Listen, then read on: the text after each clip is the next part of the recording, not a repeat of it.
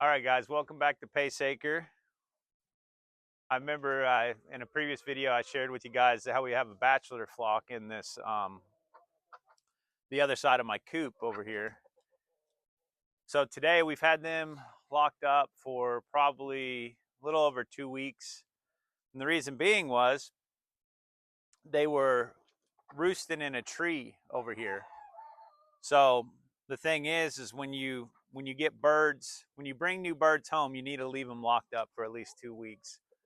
Otherwise, they're just going to go and they're going to roost wherever, and a predator might find them.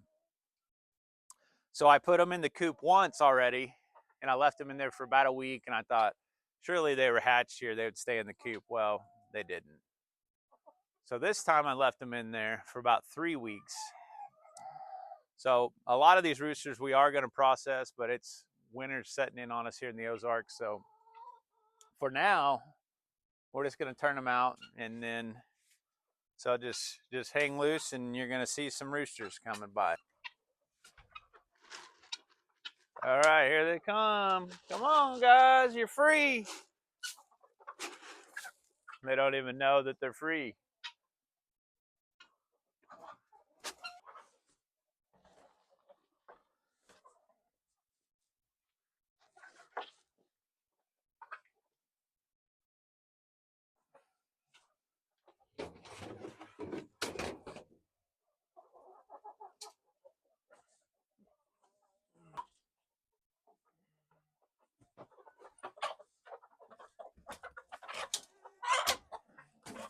Well, they're from one side of the coop to the other. It's always funny. I'll show you after we get going here, but there's a brooder in here that I built and I put in here. And every time when we've had chickens in the brooder and I'm ready to release them because they're done with the heat, I open the doors and the thing will be wide open and they'll just always stay in there. So it takes them a while for the first one to venture out, and then of course the others will follow. Look at my dog, thinks he's starving and needs to lay on the chicken feed and eat all the chicken food.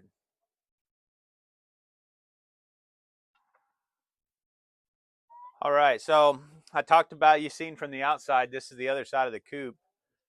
Here's the door I made. This is with hardware cloth, and that way we can introduce other birds, or just have things isolated, essentially have two different flocks. But right now, if you come in here with me, you will see our bachelor flock. Now in mind, I want you guys to look right now. Man, that looks rough. You're right, this is the deep litter method. You're getting ready to see here in just a few minutes as we go through and freshen things up with lime and fresh shavings. But you see, these we had a broody hen last spring. So these are all right there, just starting to mature. And these roosters, if you are to ever butcher your roosters, because that's kind of, you almost have to, because you always end up with way more roosters than you need. This is the prime age to do them. You want to do them between 8 months and a year, or I say just get tough, because your roosters are not like your Cornish cross or your chicken you buy at the grocery store. Basically, all your meat on a rooster is on their legs.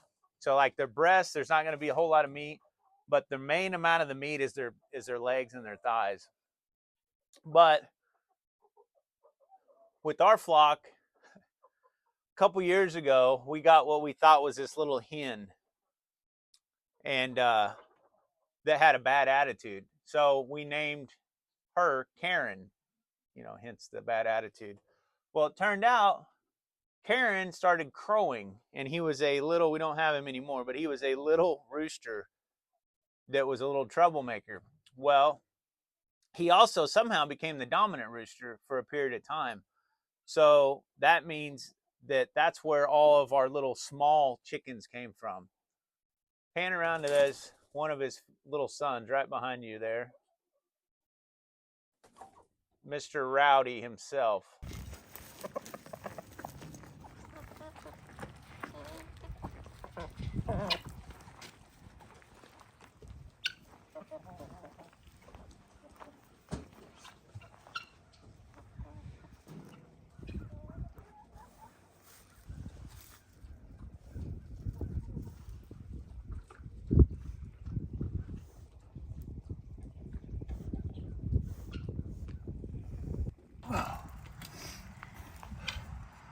Make sure you check your wheelbarrow's tires before you start going.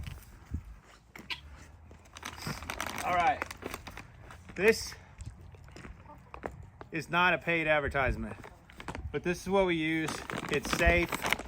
You got to be careful using certain limes because it will burn. It's caustic. It'll burn their feet. One thing about First Saturday Line, they usually send you a little gift in there, like a pair of gloves or something. But if you look under the roost bars, always rough. You hit that real heavy though. Scoop, what are you doing on this side of the coop? The lime also, it'll keep, especially in the summertime, the ammonia gets real strong. That's why we have all these windows in here. And then of course we got the plastic that will, when it gets super, super cold, we will put up over the windows and block it out. The main thing is, with a chicken, as long as they have good food, they're little heat generators. So when they're digesting their food, they're running over 100 degrees internal body temperature. As long as they have a place without a draft, you know, blowing the wind to break that seal on their feathers, they're perfectly fine. The misconception with chickens, you see, if you're in like Facebook groups, which we all are, most of us that have chickens, see I went real heavy under the roost bars because that's where most of the poop's at. But out here, just a light dusting is sufficient. But the misconception is always, when there's a first cold snap, you'll see post after post of, it's getting cold wherever they're at, do my chickens need heat? And the answer is simply no. And I'll be perfectly honest with you guys. I have tried it the first year.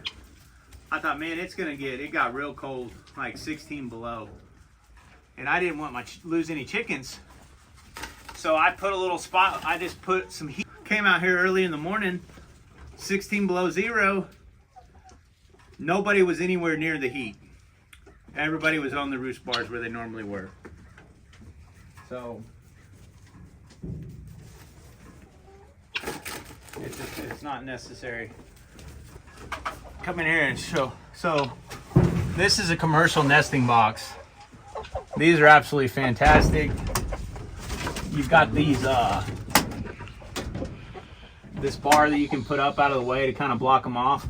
Well, I didn't have it up like I should have because nobody's laying right now. So anyways, normally you keep this up so they don't poop in their nesting boxes. I did not have that up, so therefore these birds were hanging out in them. But like I said, they're not laying in them right now. I will tell you guys, it don't stay that way very long, but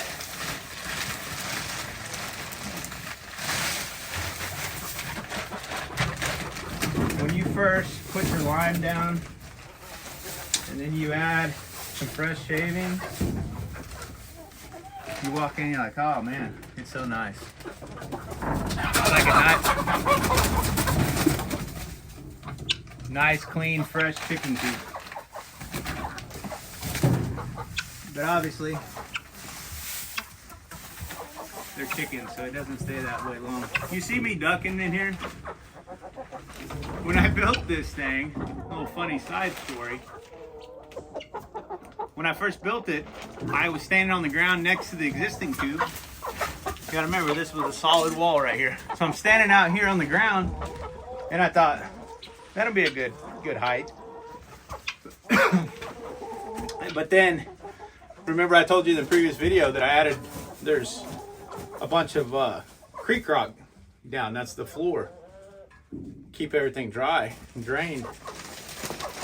Well, anyways, once I raised the floor up, rookie move, Now, my ceiling is if I don't duck, I'll about knock myself out about every time I'm in there. Let me grab another bundle. So another thing with the deep litter method, what essentially you're doing right here, this is like a giant compost bin. So compost, as everything's breaking down, generates heat. So you have that natural heating effect from just the breaking down of all the organic material from the chickens and then from these fine shavings. So, and make sure you don't buy cedar. It smells so good and fresh, but from everything I've read, it's toxic to your birds. So whether that's exactly true, I don't know the science on it, but I just say don't even try it.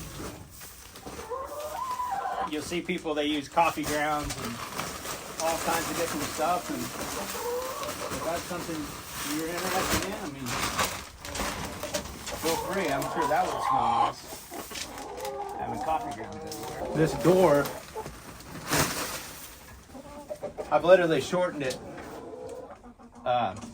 twice, and I keep building this up. I'm just gonna have to shorten it again. I usually clean this all the way out.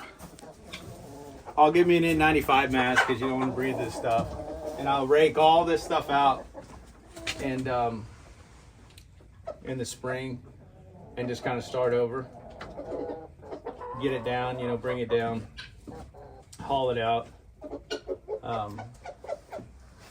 just to kind of start fresh, because I mean, keep going, I don't know how many years it would take, but it'd be to the ceiling eventually. All right, one side's good.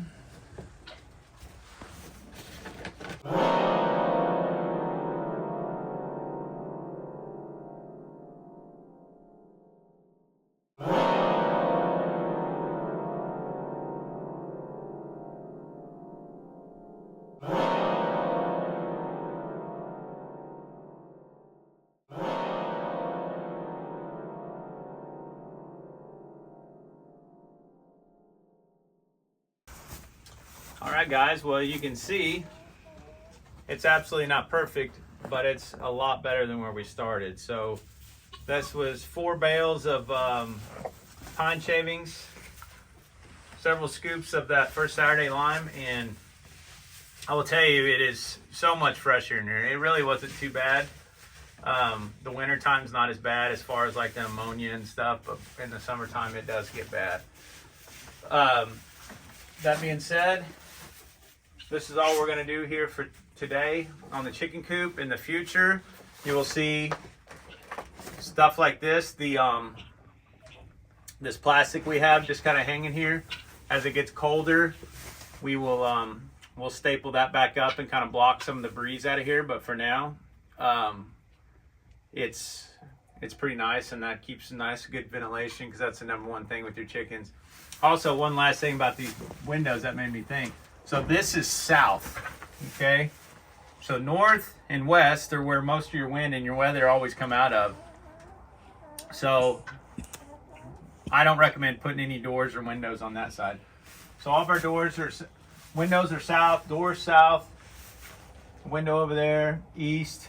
So it's very rare that you have anything come out of here. And then here is our fan up here, which is solar powered. And that's a must-have. I found this at a yard sale, actually brand new in the box. It was probably fairly expensive when new, but that's, once again, like I've said before, you're a homesteader, you're always looking for deals and kind of make things work. Sometimes not necessarily things that were you know, actually made for that. Like I'm sure that was a some sort of roof vent, but anyhow, for now, don't forget to feed your critters, love your neighbor, and follow Jesus. Have a great day.